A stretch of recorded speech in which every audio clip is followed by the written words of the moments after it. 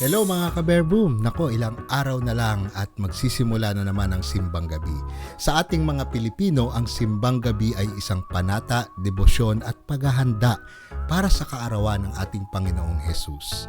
At sa tindi ng debosyon nating mga Pilipino sa Simbang Gabi, actually dito sa Portland, Oregon ay may Simbang Gabi din. Kaya lang, ginagawa namin ng Simbang Gabi dito tuwing alas 7 ng gabi sapagkat sa madaling araw napakalamig dahil winter season ang panahon na ito ngayon dito sa Amerika. At balita ko rin sa iba't ibang lugar din, sa iba't ibang state sa Amerika ay may mga simbang gabi rin ang mga Filipino communities doon. Ganun din sa iba't ibang bansa kagaya ng sa Italy, meron din mga simbang gabi na nakikita ko sa Facebook na nagdadaos ng simbang gabi. Ako, Father, ganun palang ang simbang gabi kila Tito Alan. Medyo challenging yun in terms of malamig doon. Ako ako mga ka-verbum, kaya naman namin na hilingan na magkwento si Tito Alan tungkol diyan ang pag-uusapan natin dahil simbang gabi karaniwan ang kasudlong niyan may panata, no? Yung panata na tatapusin yung mga siyam na gabing magsisimba ng madaling araw. At yan po ang ating pag-uusapan ngayong araw ng Huwebes dito sa Verbum, ang salita sa buhay.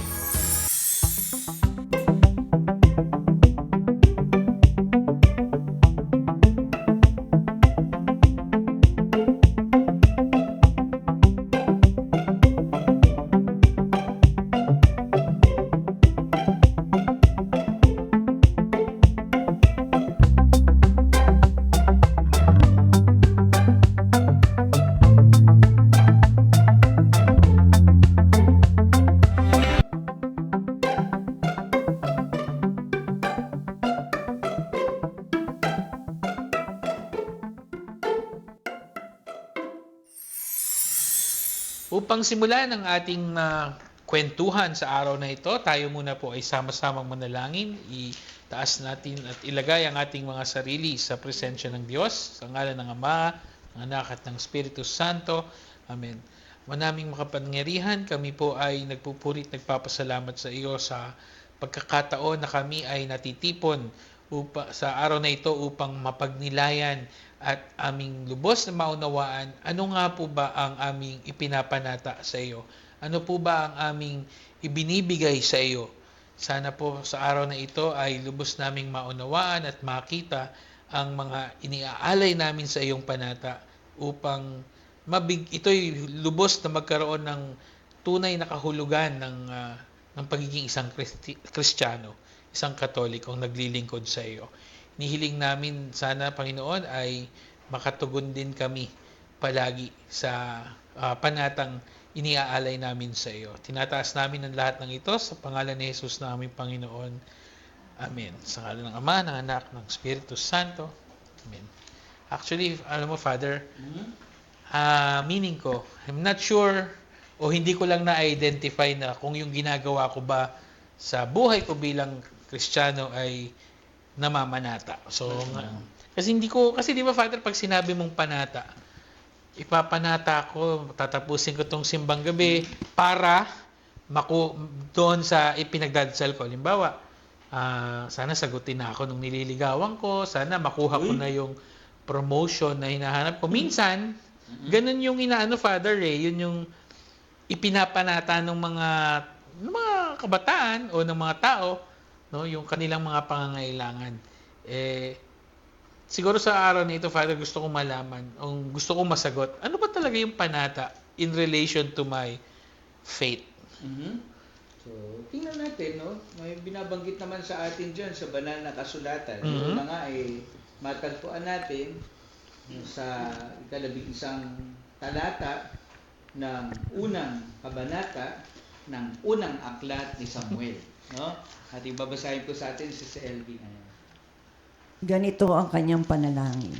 Yahweh, Diyos na makapangyarihan sa lahat, kung pakikinggan ninyo ang inyong abang lingkod at inyo pong kahabagan, kung hindi ninyo ako pababayaan, sa halip ay pagkakalooban ng isang anak na lalaki, ihahandog ko siya sa inyo at habang buhay na siya'y nakalaan sa inyo, hindi ko ipapuputol ang kanyang buhok.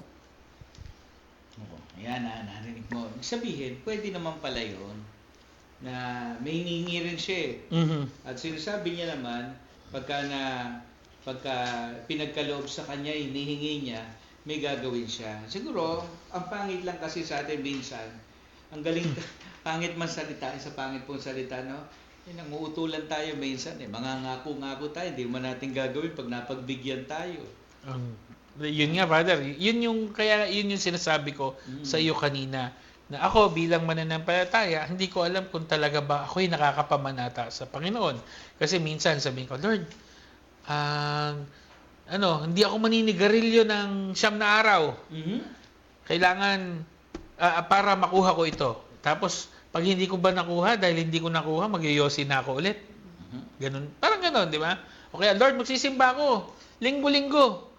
Ma-promote lang ako. Pag hindi ka na-promote, hindi ka na magsisimba. Parang ganun, Father. Itong nangyari doon sa binasa, maganda. Pero ito matindi ha. Anak ang Anak. nabibigay. Iyon ang ipapalit niya doon sa... Kung tutusin, yun din hiningi niya. Yun din yung hiningi niya eh. Yung hiningi niya, yun yung bibigay niya. Pero, hindi doon niya gugupitan ng buhok. Oo. Kasi bahagi yun, para sa mga Hudyo, no? Yes. Yung isang tao na mamanata, hindi nagpuputol ng buhok. Pag tapos na yung panata, puputol yung buhok. Okay. Now we know. So, pagka natapos na yung panata, at saka palang mapuputulan ng buhok. Tingnan natin yun. Sige. May bahaging ganun sa Yan. no? Yun yung una po, no? Napasilip na sa atin ng kaunti, mayroong mga taong namamanata sa Diyos, sa banal na kasulatan. At yung ikalawa po na ating pag-usapan ay ito namang si Jacob, no? Yan. Babalik po tayo sa aklat ng Genesis ngayon. Ka-28 kabanata po. Babasahin po sa atin ay ika-20 talata, no? Babasahin po sa atin ni Sister Lou.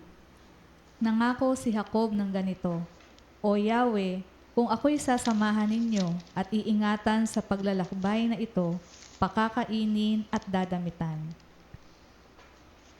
Yan. Yan. Naputol natin. Hanggang 21 palang talata. No? Nakalagay, at makababalik na muli sa bahay ng aking ama, kayo po ang magiging Diyos ko. Yan. No? Yung pangako yun nandun. No?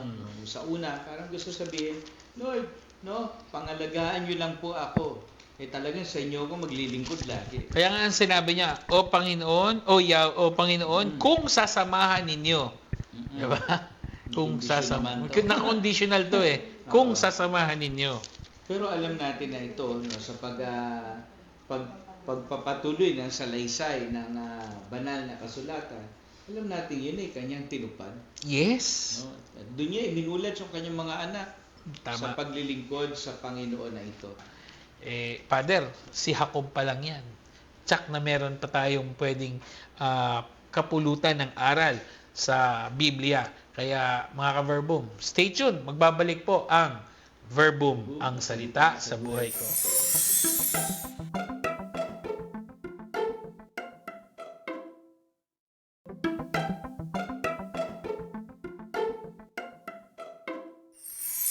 At nagbabalik po ang Verbum, ang salita sa buhay ko. So kanina, nadinig natin yung panata ng nanay ni Samson, si Ana. Nadinig din natin yung panata ni Jacob. At yung palang ginawa ko, naming mag-asawa, panata na rin pala yun dahil pinagdasal namin. Natanggap kami sobra. Father, meron pa po ba tayong o makikita o mababasa para naman maunawaan pa namin ng husto yung dapat namin gawin sa pagtupad naman doon sa pangako? Oo naman, no? O At panata. ito maganda, maunawaan natin na yung panata po may bigat yan. No? Hindi po yan basta isang salita na binitawan lang. Kasi ngayon, di ba, parang sinasabi natin words are cheap. No? Pero dito, pinakikita sa atin pag sinabi nating panata, no? May bigat po yan taglay. Okay. At yan marinig natin doon sa aklat ng Deuteronomio, binabanggit po sa atin sa ika-23 kabanata, diyan po sa ika-22 talata. No? Mayroon pong sinasabi sa atin, babasahin Sister Ross. Hindi kasalanan kung hindi tayo gagawa ng panata. Ibig sabihin, kung kasing gagawa raw tayo ng panata, Mhm. pangako, no? Di naman natin tutuparin, nagkakasala pala tayo doon. Yung kanina, yung una-una mong sinabi, Na, pagka hindi nangako ka, hindi mo tinupad, nagkakasala ka. yun. No? Kaya sabi nga dito, hindi ko ayaw magkasala, huwag na kayo mangako. Kasi Father, hindi lang naman sa kung titingnan mo sa kasalanan, no? Halimbawa sa ordinaryong magkaibigan, no? Halimbawa nag-usap tayo. Mm. O Father, punta ako diyan ng alauna. Hindi naman ako dumating ng alauna o lalo't higit hindi ako dumating. 'Di ba masakit sa iyo 'yon na pinag-anuhan mo? Na pinaghandaan mo yung pagdating ko, tapos hindi naman pala ako tutupad sa usapan.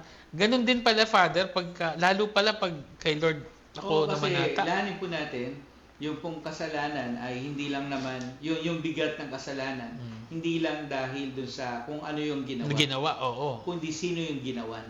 Oo.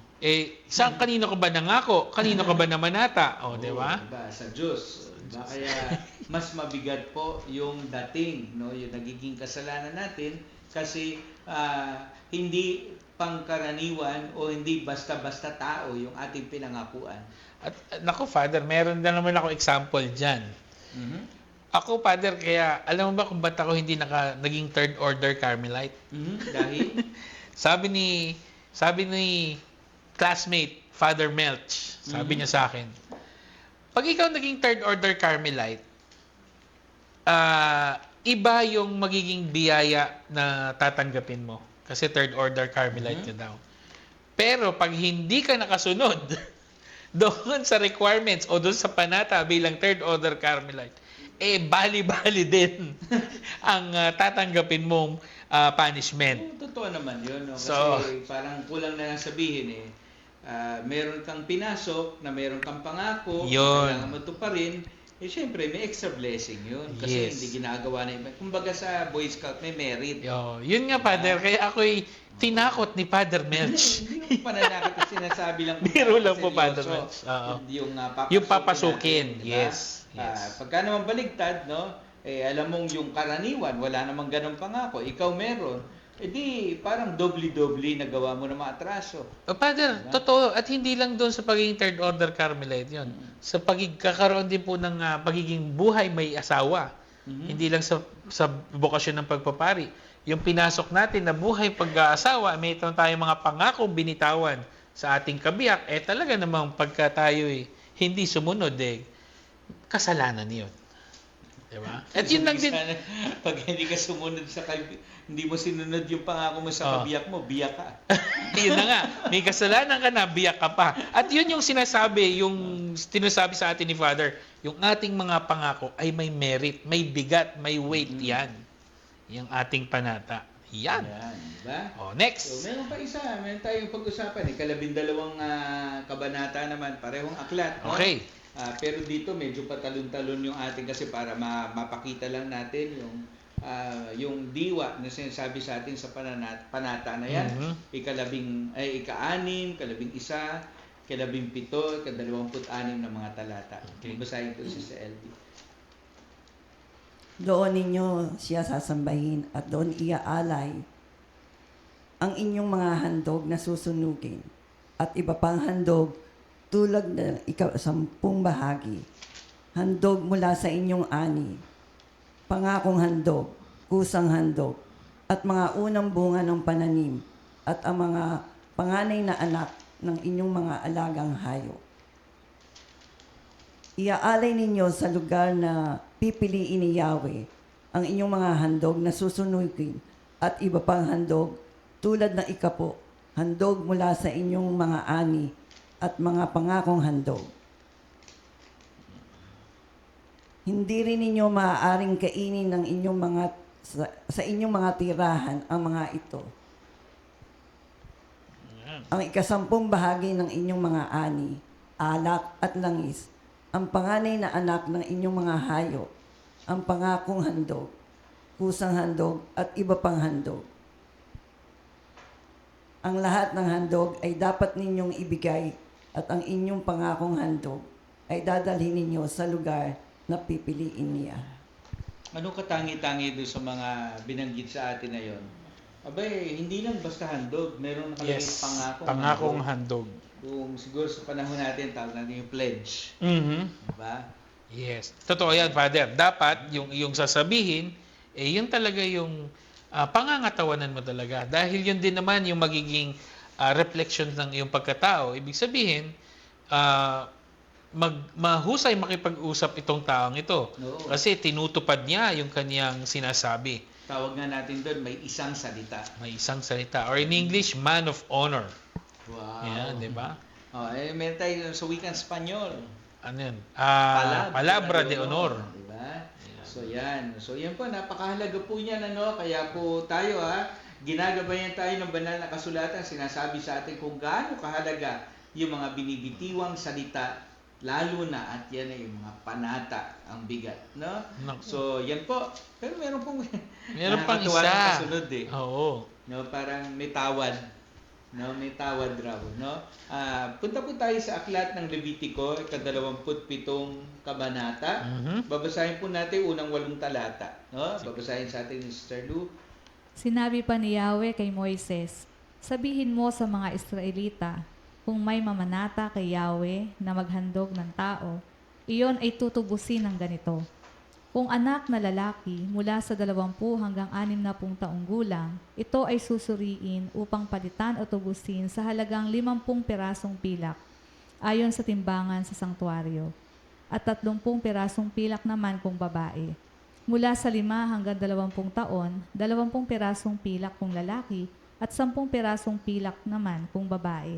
Kapag 1 buwan hanggang 5 taon, 5 pirasong pilak kung lalaki, at 3 pirasong pilak naman kung babae. Kung mahigit ng 60 taon, 15 pirasong pilak kung lalaki at 10 pirasong pilak naman kung babae. Kung walang maitutubos dahil sa kahirapan, ang taong iyo'y ihaharap sa pari at siya ang magpapasya kung magkano ang itutubos ayon sa kakayahan ng may panata. Father, doon naman, ang tanong ko, bakit ganun? Pagka sa babae, konti lang. Pag sa lalaki, ang dami. Kanina naman sasabi naman sa atin kung gaano yun daw mga lalaki kasi sila yung merong boses, may bilang. Dito, nakita mo rin naman. Yung mga babae, yun naman ay advantage sa kanila. Hindi, Father, tsaka siguro ano na din, no? Sa panahon kasi nung mga Hudyo, no? Mas mayroong paggalaw sa buhay o mas maraming ginagawa sa buhay yung mga lalaki kumpara sa mga babae. Isipin mo isa naman kukunin ng babae yung hindi nga sila naghanap buhay. Tama. Diba? Kaya tama lang rin naman yun, no? Pero maganda rito kulang na sabihin sa atin, kung medyo kakapusin, no? Merong paraan. Okay. Hindi mo gaano matutupad yung pangako mo merong paraan na ibibigay ang Panginoon. Ako, ito, palagi ko yung mga nanonood sa atin ngayon, napapaisip na tuloy sila kung ano ba yung mga tama ba yung panata na hinihingi ko? Kaya ko bang pangatawanan tong panata na to, no? Di ba? Sabi ni Father, no? Ang panata nating binibitawan sa ating Panginoon may bigat na katumbas. Kaya siguro nagninilay-nilay na sila ngayon yan. Ako rin ay nagninilay-nilay na. Pero tutuloy po natin ang ating kwentuhan na yan para lalo nating maunawaan ang ibig sabihin ng panata sa buhay natin. No? Magbigay daan lang po muna tayo sa ilang paalala.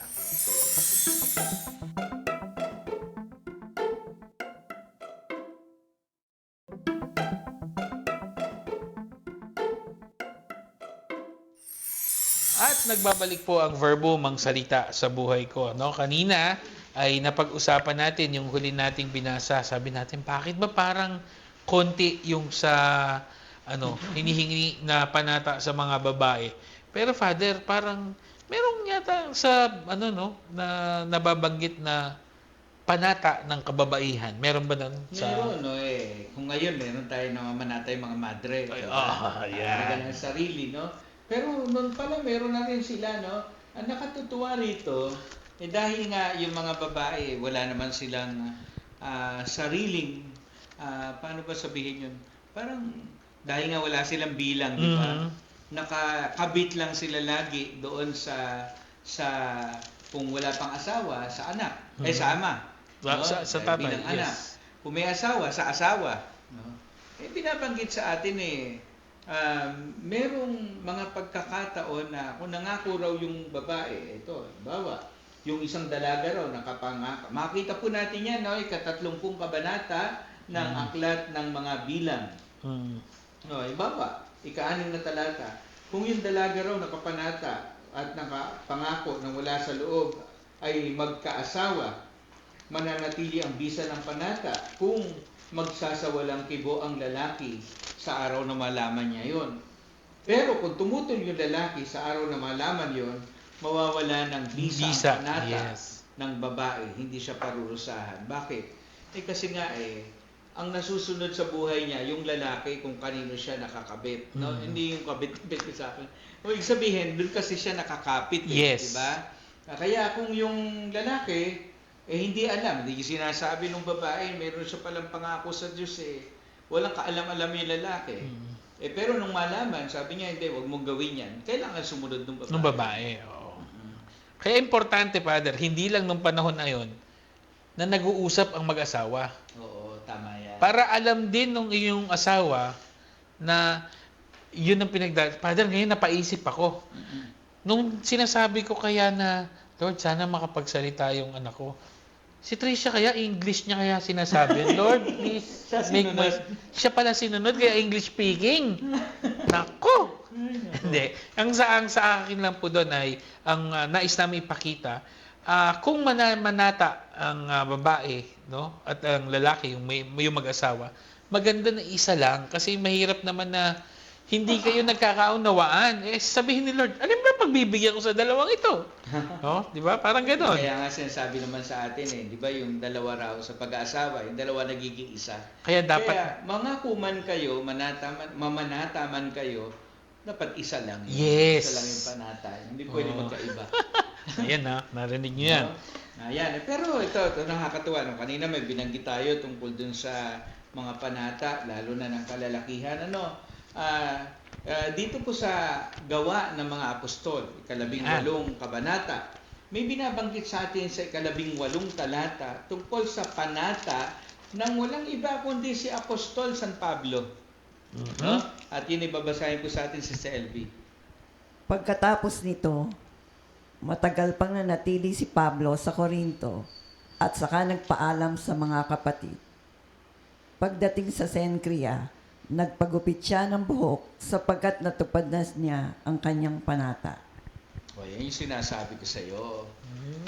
Habang may panata ka, di ka magpapaputol ng buhok. Pagkaraan ng panata mo, papaputol ka na ng buhok. Tapos na Natupad na Kumbaga, release ka na ron sa panata. doon sa promise na yon. Pero Father, alam mo, para sa akin, dito sa buhay natin, no, kung itatalaga natin, ipapanata natin ang ating buhay sa Diyos, the only release that we have on that panata is pag napunta na tayo sa Kanya. No? Palagay ko. Oo naman, yun, siyempre. So, doon lahat tao kalbo. Clean cut. Clean cut lang. Hindi. Kidding aside, mga ka-verbum. Sana po itong araw na ito ay nakapagnilay kayo ng mas naunawaan natin na hindi tayo basta-basta humihingi sa Diyos o namamanata sa Diyos. Na minsan yung panata natin o yung ating idinadasal sa Kanya, pag hindi nasagot, hindi na tayo naniniwala sa Diyos o tumatalikod na tayo sa Kanya. Hindi po ganoon. No? May merit, ang sabi nga ni Father, may bigat ang ating ipinangako. At malamang kaya hindi rin natin nakuha ang ating idinadasal o ipinapanata sa Kanya ay baka hindi rin tayo nakasunod doon sa ating pinangako sa Kanya. Diba? Maaaring ganon. Dahil nung araw, naalala ko, Father, yung simbang gabi, laging sinasabi sa akin ng parents ko, sa aming magkakapatid, o ano bang wish nyo? O, yan ang inyong dadasalin. Ngayon, Father, kaya pala, ang ginagawa ng tatay ko sa amin, naalala ko, natulog kaming, ito, pantulog ang suot. Nagising kami na nakabihis na.